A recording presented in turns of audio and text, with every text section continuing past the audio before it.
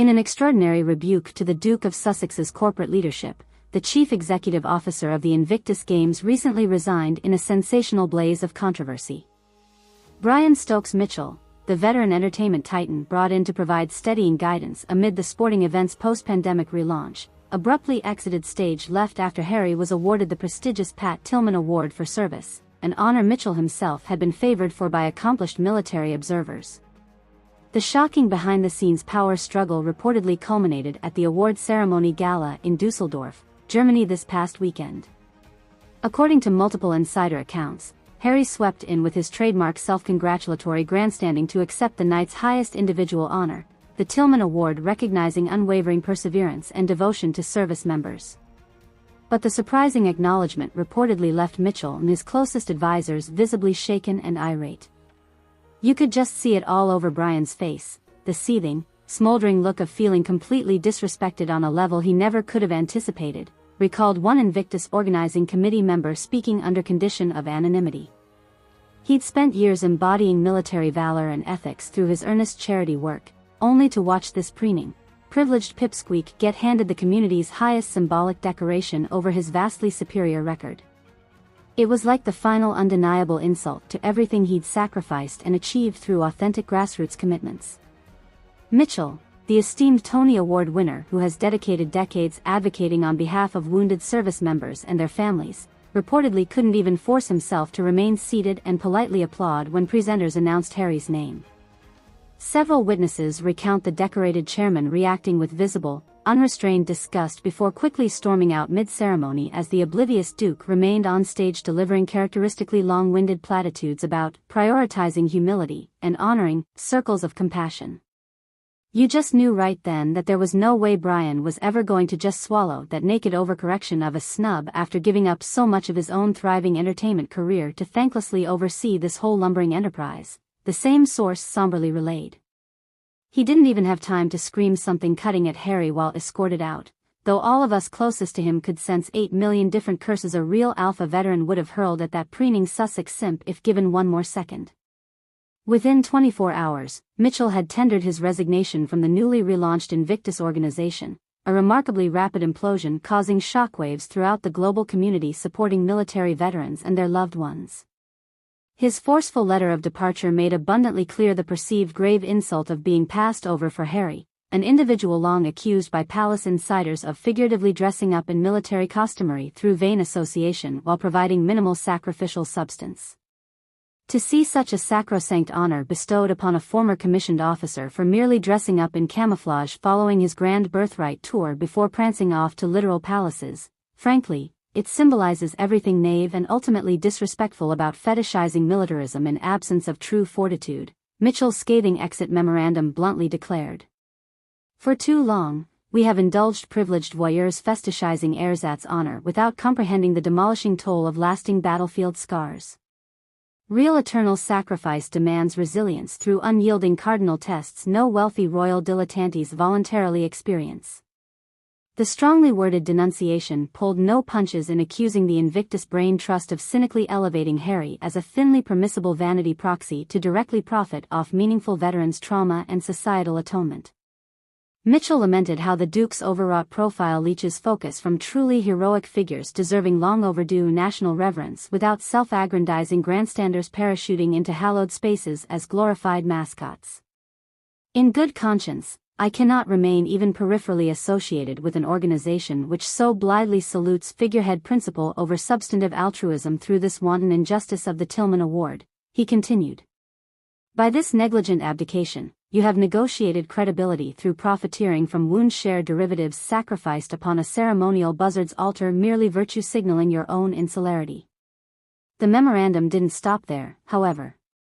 Mitchell reserved his harshest words for Meghan Markle, Harry's wife and ostensible catalyst behind so many of the exiled royals' recent publicity missteps and burned professional bridges.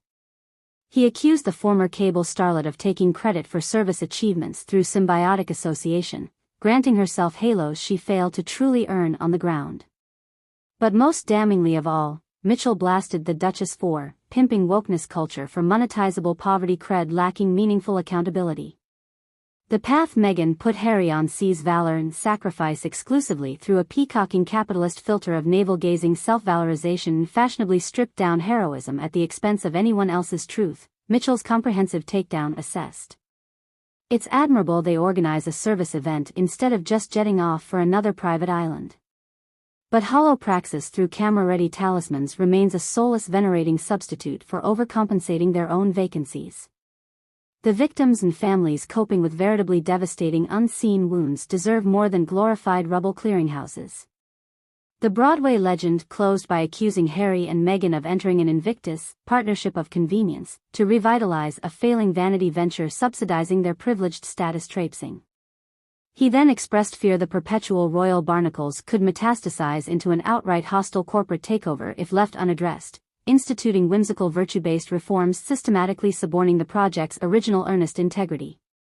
Mitchell urged leaders to take appropriate measures restoring faith before the Sussexes fully recolonized the movement. News of Mitchell's abrupt resignation detonated shockwaves across the interconnected military support community, as countless heroes, former Invictus participants, and decorated advocates united behind the revered chairman's defiant stand. Decorated Tillman Award alumni including heroes like Recon Marine Kyle Weston and Purple Heart recipient Juan Herrera promptly released video statements demanding the accolade earned through their transcended blood, sweat, and tears be rescinded from the entitled Rube Harry. How in rarefied air do you give the Tillman medallion to some Sandhurst side rig who decided to downshirt out after checking the metaphoric, been shot at and almost carried box in some overproduced Sidfu ops, fumed Weston, whose robotic prosthetic limbs belay injuries suffered while defusing IEDs in Tarin Kowt. Giving that man a military commendation over whole generations forging ahead without arms and legs is a colossal bitch slap to human beings who've stared down true soul-incendiary darkness and somehow crawled back out of the abyss. I pray they wake up and rescind that before desecrating Tillman's memory costing more than their pretend navels. Herrera, a former Army pilot who lost the ability to hear or speak after his helicopter was struck down with an RPG over Baghdad, took to scribbling lacerating messages across his chest in protest. Fellow camo-clad allies in attendance translated the defiant written declarations, "Give it to any of us and we deserve it more than narc PR baby. Shame on false idol hollow trophy worship. Invictus is dead." Meanwhile, the White House issued an official statement expressing its own disappointment and displeasure with the controversial Tillman Award selection after requests to rescind the honor were also summarily rebuffed by Invictus organizers. A representative issued a terse quote vowing the presidential administration would reconsider all formal affiliations between the United States government and Invictus/Archwell Ventures, until the alleged injustice is rectified to ensure no men and women permanently disfigured from direct enemy combat had their sacrifice exploited for promotional brand synchronization. Essentially orphaned without patriotic benefactors or storied military advocates following Mitchell's abandonment, Invictus heads were left scrambling for firm footing after being confronted with increasingly untenable backlash over the past week. In an emergency board meeting convened to assess the fallout, several directors reportedly pushed for swift Tillman Award revocation as a remedial measure to begin salvaging credibility.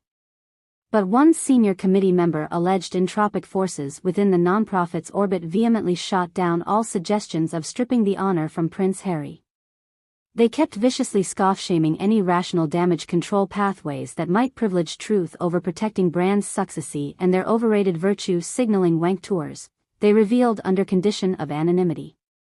No matter how far the reputational stain spread, those still loyal to the self-obsessed Duke and Duchess kept sanctimoniously digging in like zealots, condemning even the whisper of a Tillman walkback as blasphemously trampling forces greater than we peasants traffic in.